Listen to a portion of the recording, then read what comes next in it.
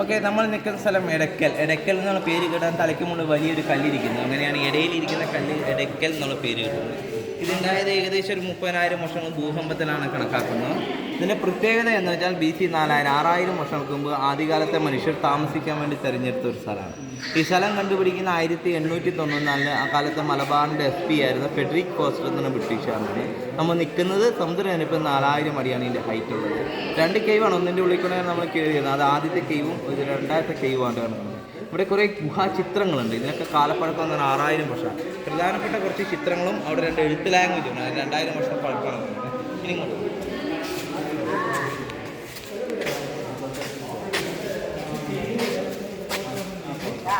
ഇത് ഏറ്റവും പ്രധാനപ്പെട്ട ചിത്രം ഒരു ഗോത്ര രാജാവ് കൈകൾ രണ്ടോ എടുത്ത് പിടിച്ചൊരു തലപ്പാകുന്ന ട്രൈബൽ ചീഫിൻ്റെ ചിത്രം. ഇതാണ് ഫ്രണ്ട്, ഇത് ബാക്ക് സൈഡ്. അതിന് നേരെ മുകളിൽ സ്ത്രീ, ഇവിടെ ഒരു കുട്ടി. ഇത് ശ്രീരൂപം, സ്ഥലൊരു കുട്ടി.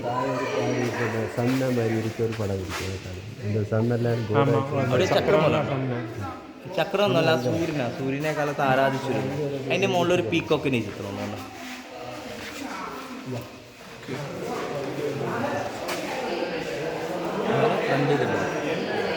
ഇതൊരു ഫേസാണ്, ടു ഐ നോസ് ആൻഡ്.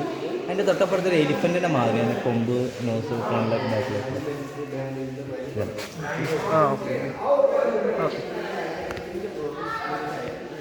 ഇനി ഒരു ലേഡിയിൽ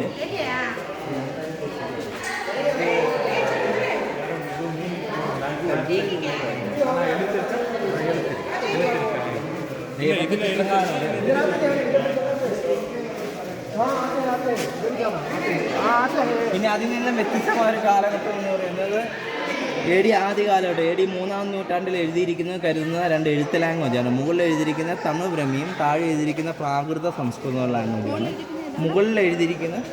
മുകളിലത്തെ തമിഴ് ബ്രഹ്മി, താഴെ എഴുതിയിരിക്കുന്ന പ്രാകൃത സംസ്കൃതം. അല്ലെങ്കിൽ തമിഴ് ബ്രഹ്മി ഇങ്ങനെയാണ് വായിച്ചെടുത്ത്. പല പുലി തത്തക്കാരി വേടുങ്കോമലെ കച്ചവന് നന്ദു ചാർത്തി എന്ന് വെച്ചാൽ അനേക പുലികളെ കൊന്നൊരു ഗോത്ര രാജാവ് അക്കാലത്ത് ഈ മലയിൽ ജീവിച്ചിരുന്നു എന്ന് അർത്ഥമാണ്. രണ്ടാമത് എഴുതിയിരിക്കുന്ന പ്രാകൃത സംസ്കൃതം. അതിൻ്റെ അർത്ഥം ശ്രീ വിഷ്ണുവർമ്മനാനാഹ കുടുംബീയ കുലവർത്തനസ്സ ലിഖിത എന്ന് വെച്ചാൽ കുടുംബീയ വർത്തത്തിൻ്റെ അവകാശിയായ വിഷ്ണുവർമ്മനാൽ എഴുതിയ ലിഖിതം. വ്യത്യസ്ത കാലഘട്ടത്തിൽ വ്യത്യസ്ത ഗ്രൂപ്പായിട്ടൂടെ ജീവിച്ചിരുന്നു. അക്കാലത്ത് ഒരു ഗുഹയല്ല, ഒരു ഷെൽട്ടറാണ്. അനിമൽസൊക്കെ രക്ഷ നേടാൻ വേണ്ടി ഒരു സുരക്ഷിതമായൊരു വാസസ്ഥലം. അതുകൊണ്ട് കാര്യക്കാർ പക്ഷേ മലമുകളിൽ കയറി അന്നത്തെ ആൾക്കാർ താമസിച്ചിരുന്നു എന്നൊക്കെ തന്നെ. ഇതൊരു അനിമലിൻ്റെ ചിത്രമാണ്. ഇതൊരു അനിമൽ, ഇതൊരു ഹ്യൂമൻ.